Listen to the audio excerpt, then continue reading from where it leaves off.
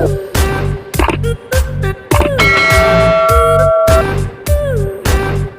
Friends, welcome back to our YouTube channel SS commerce classes. Friends, आज मैं आपके साथ में क्लास 11 का चैप्टर नंबर सेकंड जो आपका बेसिक अकाउंटिंग टर्म्स है उसका एपिसोड सेकंड आपके लिए लेके आया हूँ। और अगर आप लोगों ने अभी तक हमारे एपिसोड नंबर फर्स्ट को नहीं देखा है तो प्लीज़ जाके उसे जरूर देख लीजिएगा, जिसका कि लिंक जो है मैं डिस्क्रिप्शन बॉक्स में प्रोवाइड कर दूंगा। और अगर अभी तक आप लोगों ने हमारे चैनल को सब्सक्राइब नहीं किया है तो प्लीज़ इसको सब्सक्राइब कीजिएगा। अगर वीडियो पसंद आए तो अपने दोस्तों के साथ में शेयर जरूर कीजिएगा। राइट, तो आज मैं आपके साथ में डिस्कस करने वाला हूँ, आपको लेके चलता हूँ।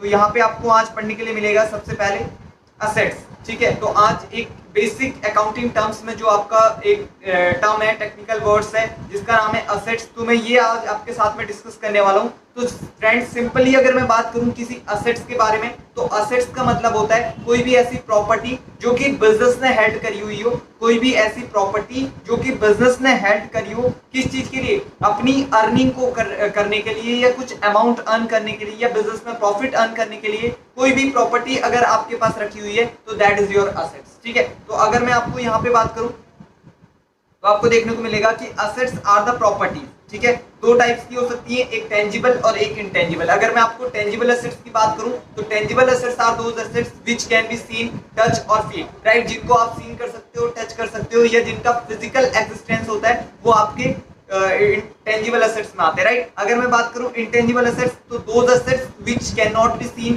टच और फील। राइट, जिसको आप देख नहीं सकते हो, छू नहीं सकते हो और जिनका कोई फिजिकल एक्सिस्टेंस नहीं होता है वो आपका इंटेंजिबल असेट्स कहलाती है। राइट, तो यहाँ पे क्या कह रहा है कि assets are the properties, there are the two types of tangible और इंटेंजिबल।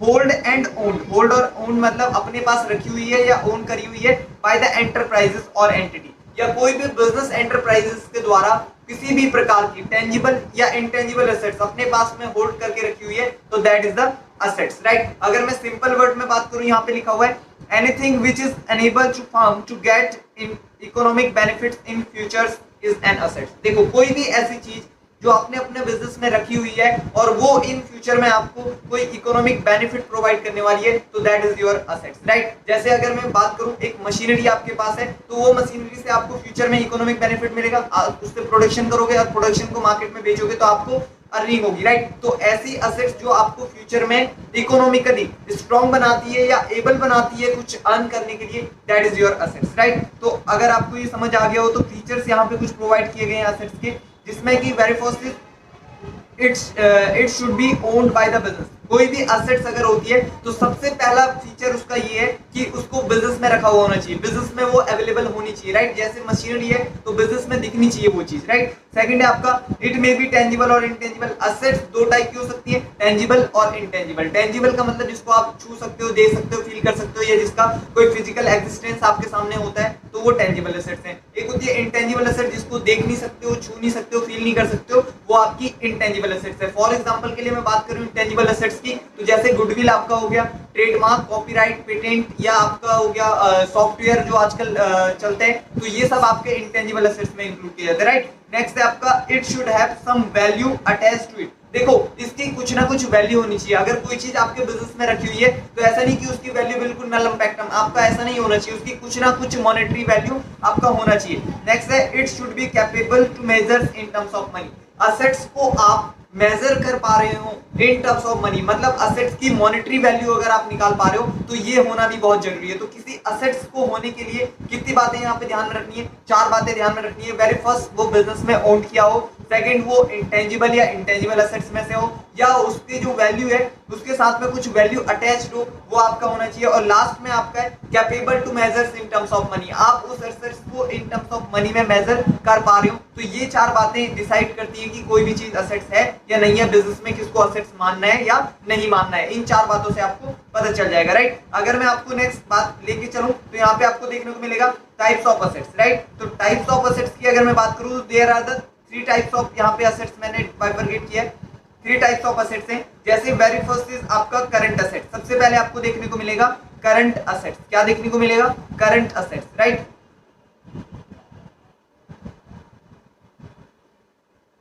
करंट असेट्स, सॉरी ये थोड़ा सा प्रॉब्लम हो गई।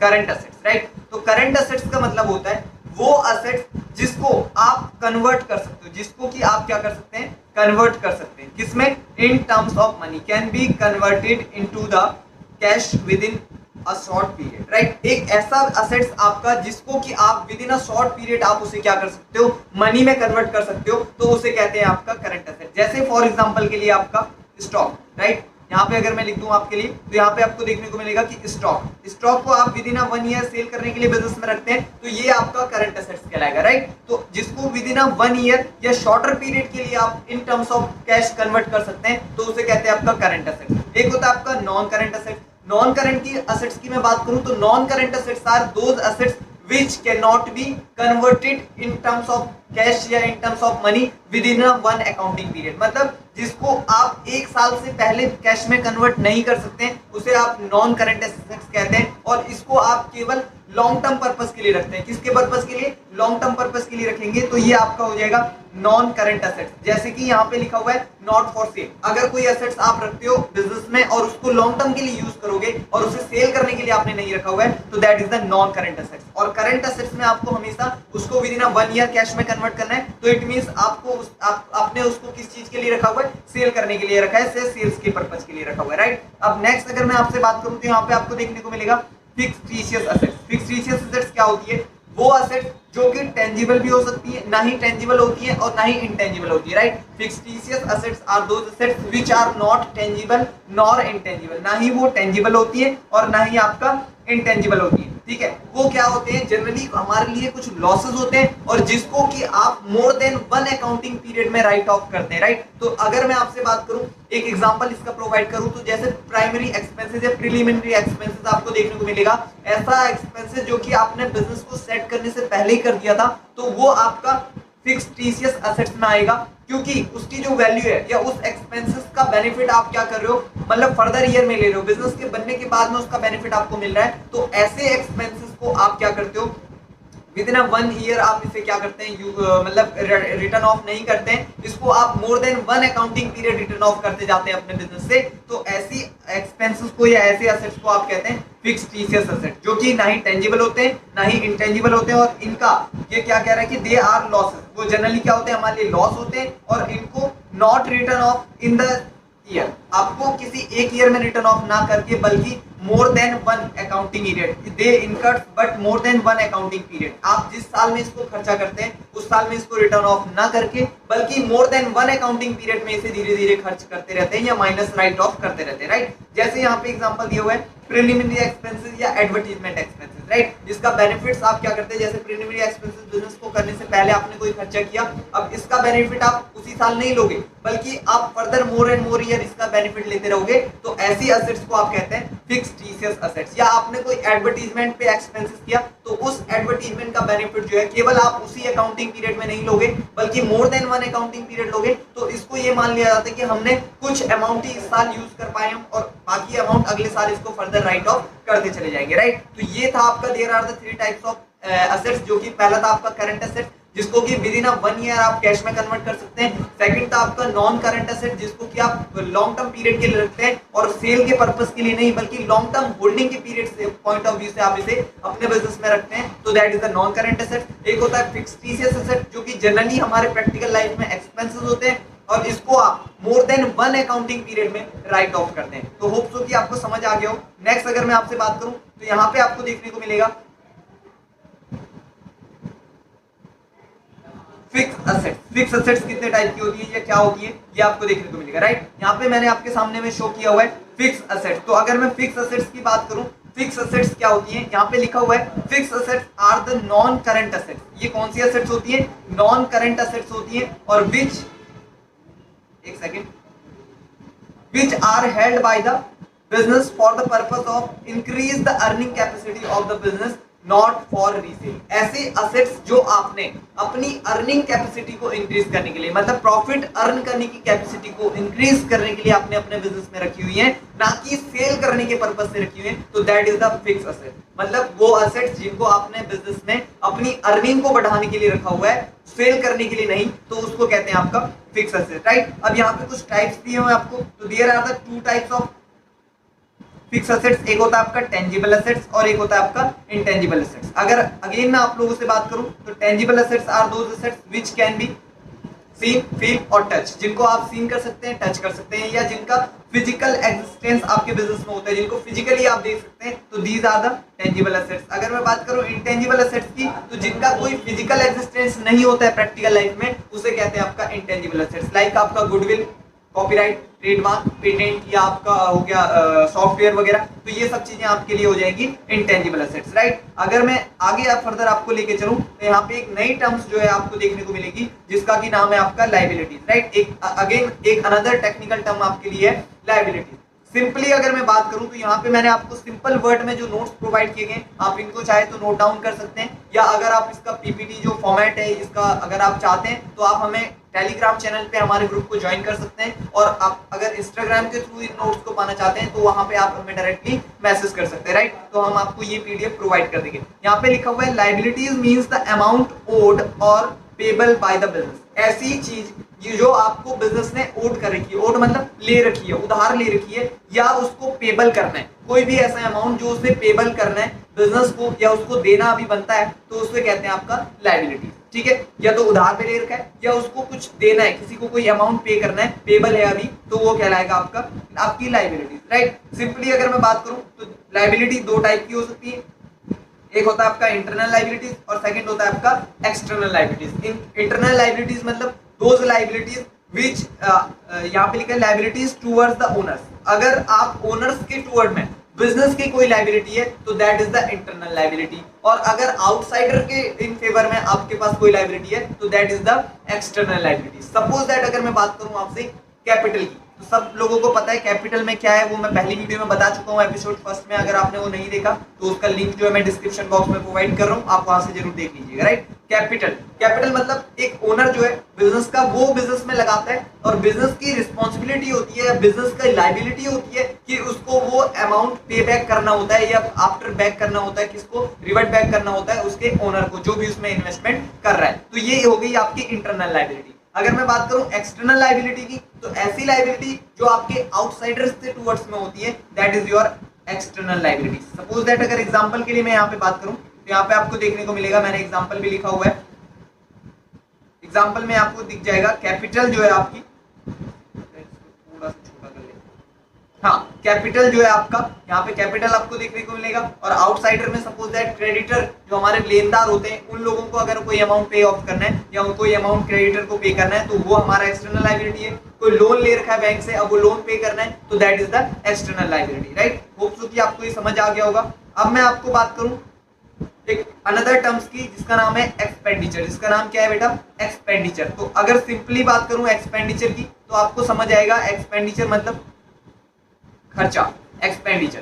तो यहाँ पे मैंने कुछ एक सिंपल सी मीनिंग आपको लिखी हुई है। क्या कह रहा है कि expenditure is the amount spent और liabilities incurred for acquiring the assets, goods और सर्विसेज। किसी भी असेट्स को, या कोई भी सामान को, या कोई भी आपका सर्विस को लेने के लिए जो आप खर्च करते हो, दैट इज योर एक्सपेंडिचर। आया समझ में कि जो भी आप असेट्स को एक्वायर करने के लिए, कोई सामान परचेज करने के लिए, कोई सर्विस परचेज करने के लिए जो भी अमाउंट स्पेंड करते हो, जो भी अमाउंट खर्च करते हो, that is your expenditure, right. यहाँ पे टाइप्स ऑफ एक्सपेंडिचर आपको दिए हुए हैं। वेरी फर्स्ट अगर मैं आपसे बात करूं तो कैपिटल एक्सपेंडिचर आपके लिए इंपॉर्टेंट है, फिर आपके लिए रिवेन्यू एक्सपेंडिचर होता है और एक होता है आपका डेफर्ड रिवेन्यू एक्सपेंडिचर। तो there are the three types of expenditure. Very first is आपका capital expenditure, second is revenue expenditure, और third is deferred revenue expenditure, right. तो अगर मैं कैपिटल एक्सपेंडिचर की बात करूं तो यहाँ पे आपको दिख रहा होगा स्क्रीन पे कि capital expenditure are those expenditure,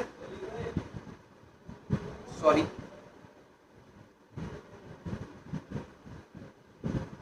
capital expenditure are those expenditure which are incurred to acquire the assets, or which are incurred to acquire assets or improving the assets which improve the earning capacity of the business। जो भी assets ऐसी है कि जिसको आपने business में earning capacity को earn करने के लिए एक्वायर किया हुआ है, या जो भी उस पर खर्चा किया हुआ है, तो that is your capital expenditure. या मैं बात करूं आपका बिजनेस में जो भी असेट्स आपने लॉन्ग टर्म पर्पस के लिए, या प्रोडक्शन के लिए, या अपनी इनकम जनरेट करने के लिए आपने जो भी असेट्स परचेज करी है, या जो भी चीज आपने परचेज करी है, तो वो आपका हो जाएगा कैपिटल एक्सपेंडिचर। कैपिटल एक्सपेंडिचर अगर सिंपली मैं बात करूं, कोई भी ऐसी एसेट या कोई भी ऐसी चीज जिसका बेनिफिट आप more than one accounting period के लिए लेते हो या एक बार परचेज करते हो और उसका बेनिफिट सालों सालों तक आप करते रहते हो, तो ऐसे खर्चे को आप कहेंगे कैपिटल एक्सपेंडिचर। अगर सिंपली मैं आपसे एक एग्जांपल के थ्रू बात करूं, तो अगर आपने एक मशीन परचेज करी बिजनेस में, तो उस मशीन को केवल आप एक साल यूज करेंगे क्या? तो आपका आंसर होगा नहीं। आप उसे क्या करेंगे? मोर देन 2 साल 3 साल 4 साल, जब तक कि वो मतलब खराब ना हो जाए तब तक आप उसे यूज करते हैं। और ऑलमोस्ट मशीन की लाइफ जो होती है मोर देन 5-6 ईयर अराउंड इतना एक्सपेक्टेड हो सकती है, राइट? तो ये आपका कैपिटल एक्सपेंडिचर। एक होता है आपका रिवेन्यू एक्सपेंडिचर, ऐसा एक्सपेंडिचर जो आपने बिजनेस के डे टू डे अफेयर्स को मैनेज करने के लिए या डेली बेसिस पे बिजनेस को रन करने के लिए अगर कोई एक्सपेंसेस आप इनकर्ड करते हो, कोई भी एक्सपेंस आप करते हो, तो that is your revenue expenditure. और ऐसा खर्चा आपको एक बार नहीं बल्कि बार बार बिजनेस की या एक अकाउंटिंग ईयर में बार बार आपको करना पड़ता है, तो that is the revenue expenditure. अगर मैं आपको यहाँ पे बुक की थोड़ा लैंग्वेज पे लेके चलूं, तो यहाँ पे आपको देखने को मिलेगा expenditure which benefit is taken with in one accounting period, मतलब ऐसा खर्चा जिसका बेनिफिट आप एक अकाउंटिंग पीरियड में लेते हैं और it has the direct relationship with revenue. अगर आप इस खर्चे को करेंगे तो आप रिवेन्यू जनरेट कर पाएंगे, अगर आप ऐसा नहीं करोगे तो आप रिवेन्यू जनरेट करने में एबल नहीं रहोगे। जैसे कि एग्जांपल के लिए मैं बात करूं आपका, अगर कोई प्रेमाइसेस आपने लिया हुआ है और उस पे आपको रेंट पे करना है, क्या करना है? रेंट पे अगर उस पे आपको करना है, तो बिना रेंट पे किए क्या आप वहां पे अर्निंग कर सकते हैं? नहीं कर सकते। तो मतलब ऐसा खर्चा है जो कि आपको करना ही करना है और इसका बेनिफिट आप ले पाओगे इन टर्म्स ऑफ अर्निंग, राइट? अगर आप रेंट दोगे तो आप वहां पे अर्न कर पाओगे, रेंट नहीं पे करोगे तो आपका वो प्रेमाइसेस नहीं रहेगा और आप रिवेन्यू जनरेट नहीं कर पाओगे। तो ऐसा एक्सपेंसेस जो आपको बिजनेस को गवर्न करने के लिए डेली बेसिस पे या वन अकाउंटिंग पीरियड में बहुत बार करना पड़ता है या बार बार करना पड़ता है, तो उसे कहते हैं रिवेन्यू एक्सपेंडिचर। और इसका बेनिफिट केवल आप उसी साल में लेते हैं जिस साल आप इस खर्चे को कर रहे हैं, राइट? होप सो कि आपको अच्छे तरीके से समझ आ गया होगा। एक है आपका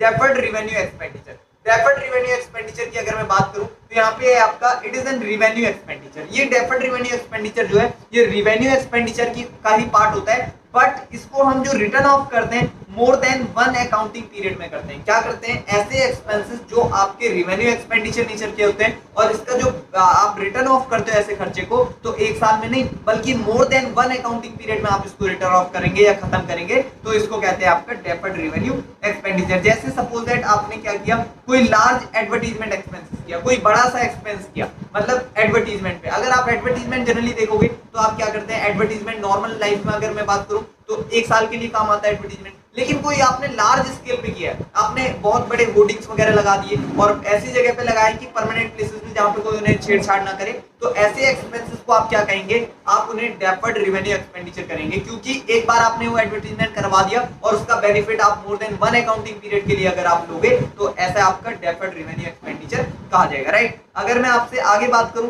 तो आपको ध्यान में होगा कि एक अनदर टेक्निकल टर्म्स आपके सामने आएगा यहाँ पे, जिसका नाम है आपका जिसका नाम है एक्सपेंसेस। जिसका नाम क्या है? Expenses, right? तो अगर एक्सपेंसेस की बात मैं करूं तो एक्सपेंस का मतलब सिंपल हिंदी वर्ड अगर मीनिंग इसका बताऊं तो मतलब खर्चा, राइट? तो यहाँ पे लिखा हुआ है expenses means the cost incurred. Expenses means क्या लिखा हुआ है? Cost incurred. किस चीज की cost incurred? To generate the revenue. आपका अगर कोई भी ऐसा खर्चा जो कि रिवेन्यू जनरेट करने के लिए आपने किया हुआ है, तो दैट इज योर एक्सपेंसेस या खर्चा, राइट? इसको बोलते हैं खर्चा। आपने रिवेन्यू जनरेट करने के लिए कोई भी अगर एक्सपेंस किया, कोई भी खर्च अगर किया है, तो that is your expenses. For example आपने रेंट पे किया तो ये खर्चा आपके लिए, तो ये रिवेन्यू जनरेट करने के लिए आपने रेंट पे किया, ये आपका एक्सपेंसेस हो जाएगा। सैलरी दी, कोई वेजेस दिया या कोई डेप्रिसिएशन प्रोवाइड किया, तो ये सब आपका क्या आ जाएगा? एक्सपेंसेस आ जाएगा, जो कि बिजनेस को गवर्न करने के लिए आपको करना पड़ता है। तो अगर मैं एक्सपेंसेस के टाइप की बात करूं तो there are the two types of expenses. One is prepaid expenses और another is outstanding expenses. Prepaid, अगर मैं आपसे बात करूं प्रीपेड की, तो प्री प्लस पेड, दो चीजें आपको यहाँ पे ध्यान रखना पड़ेगा। प्री का मतलब होता है पहले, पेड का मतलब पे कर दिया, मतलब ऐसी चीज जो expenses which has been paid but the benefit of this is not taken, या बेनिफिट अभी लेना बाकी है। मतलब ऐसा खर्चा जिसको आपने एडवांस में पे कर दिया या पहले ही पे कर दिया और उसका बेनिफिट आपको अभी लेना बाकी है, तो आपका एक्सपेंसेस कहलाएगा प्रीपेड एक्सपेंसेस, राइट? और एक अगर ऐसा एक्सपेंसेस जिसमें कि आपने अभी अमाउंट जो है अपना वो खर्चा जो है वो करवा लिया है, लेकिन उस पे अमाउंट अभी आपने पे नहीं किया या उसको अभी पेमेंट करना बाकी रहता है, तो ये आपका हो जाएगा आउटस्टैंडिंग एक्सपेंसेस। होप सो कि आपको समझ आएगा prepaid expenses which has been paid, जो कि आपने पेड कर दिया, but benefits of this expenses will be taken in the future year या फर्दर ईयर, राइट। मतलब उसका बेनिफिट आप फर्दर कभी लोगे या बाद में लेना बनता है आपका उसका बेनिफिट, तो वो आपका कहलाएगा प्रीपेड एक्सपेंसेस। जैसे कि आपने यहाँ पे लिखा हुआ है इंश्योरेंस प्रीमियम। अगर आपने कोई इंश्योरेंस प्रीमियम है, कोई इंश्योरेंस करवा रखी है और उसका प्रीमियम आप भर रहे हो, सपोज दैट आपने कार इंश्योरेंस करवा रखा है, राइट, तो कार का इंश्योरेंस का जो प्रीमियम है वो आप महीने महीने या 6 मंथली आप उसे पे करते होंगे। तो जब आप इसको पे करोगे तो क्या उसका बेनिफिट हमें उसी टाइम मिलता है? नहीं, हमने वो खर्चा कर दिया है, अगर कभी एक्सीडेंट हुआ तो हम उस इंश्योरेंस को क्या कर देते हैं, क्लेम कर लेते हैं। तो ऐसा खर्चा हमारा कहलाता है प्रीपेड एक्सपेंसेस, जो कि पहले से था, राइट। एक होता है आउटस्टैंडिंग। सपोज दैट क्या हुआ कि आपने जो है अपने प्रेमाइसिस पे पेंटिंग का काम करवाया, ठीक है, पेंट करवाया, तो उस पेंट को करवाने का खर्चा जो है आपने पेंट करवा लिया, लेकिन जो लेबर था वहां पे पेंट करने वाला, आपने उससे कहा देख भाई अभी थोड़ा दिक्कत चल रही है, तो अब 5-6 दिन बाद आप मेरी पेमेंट अपनी पेमेंट लेके चले जाना। तो it is the outstanding expenses. खर्चा आपने कर दिया लेकिन उसका पेमेंट होना अभी बाकी है, that is the outstanding expenses, ठीक है। जैसे यहाँ पे एक ऑडिट फीस मैंने एग्जांपल दिया हुआ है। ऑडिट क्या होता है ये सब अभी फर्दर आप अपने ग्रेजुएशन में पढ़ने वाले हो, ग्रेजुएशन में पढ़ोगे, या मैं भी आपको किसी अनदर वीडियो में पढ़ा दूंगा। लेकिन अगर सिंपली बात करूं तो मैंने एग्जांपल आपको दे दिया कि अगर कहीं पे आपने कोई खर्चा करवाया और खर्चा कर दिया है लेकिन उसका पेमेंट अभी करना बाकी रहता है, तो that is your outstanding expenses, right. फिर अगर मैं आपसे बात करूं एक another term, that is income, right. Income क्या होती है? आप लोगों को बहुत सारा कंफ्यूजन रहता है इसमें कि इनकम होती क्या है। अगर मैं प्रैक्टिकल लाइफ में बच्चों से पूछते हैं कि आप इनकम क्या होती है, तो वो कहते हैं जो हमने कमाया वो हमारी इनकम है। तो आप बिल्कुल गलत कह रहे हैं, जो आपने कमाया वो आपकी इनकम नहीं बल्कि वो आपकी अर्निंग होती है, राइट। और अगर इनकम की मैं बात करूं तो अर्निंग में से अगर आप अपना एक्सपेंसेस माइनस करते हो या रेवेन्यू में से अपना एक्सपेंसेस माइनस कर देते हो तो आपका इनकम आ जाता है, राइट। अगर फॉर एग्जांपल के लिए मैं यहाँ पे एक एग्जांपल आपके सामने रखूं कि suppose that salary of father, salary of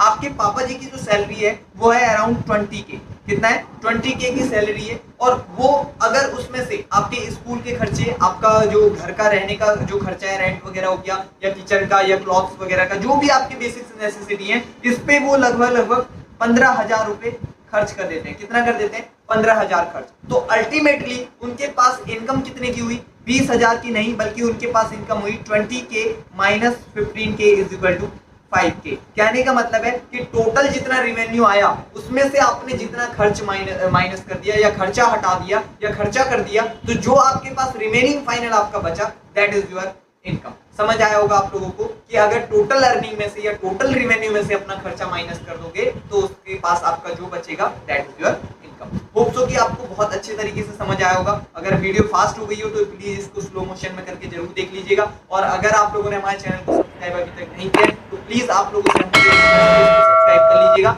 और नोटिफिकेशन बेल को जरूर प्रेस कर लीजिएगा ताकि इस चैनल पे अपलोड होने वाला वीडियो सबसे पहले आपके पास पहुंच जाए, राइट। अगर आप लोगों ने हमें इंस्टाग्राम पे फॉलो नहीं किया तो आप वहां पे इंस्टाग्राम पे हमें फॉलो कर सकते हैं, टेलीग्राम ग्रुप ज्वाइन कर सकते हैं जहां पे कि आपको ये नोट्स आपको अवेलेबल हो जाएंगे, ठीक है। फेसबुक पे हमारा पेज है एसएस कॉमर्स क्लासेस के नाम से, आप उसे फॉलो कर सकते हैं, राइट। आप और अगर आप हमसे क्लासेस वगैरह ज्वाइन कर सकते हैं, हमारी ऑनलाइन ऑफलाइन क्लासेस ज्वाइन करना चाहते हैं तो ये हमारा एड्रेस यहाँ पे आप इन नंबर पे कॉन्टेक्ट कर सकते हैं। और अगर आप विजिट करना चाहते हैं तो ये हमारा एड्रेस है, आप इस पे विजिट कर सकते हैं, राइट। तो अगर इस वीडियो को देखने के लिए बहुत बहुत धन्यवाद आप लोगों का, थैंक यू सो मच। बने रहिए हमारे साथ में और ऐसे ही एजुकेशनल रिलेटेड वीडियो पाने के लिए चैनल का जो बेल आइकन है उसको जरूर प्रेस कर लीजिएगा। तब तक के लिए जब तक नेक्स्ट वीडियो नहीं आ जाती है, थैंक यू सो मच।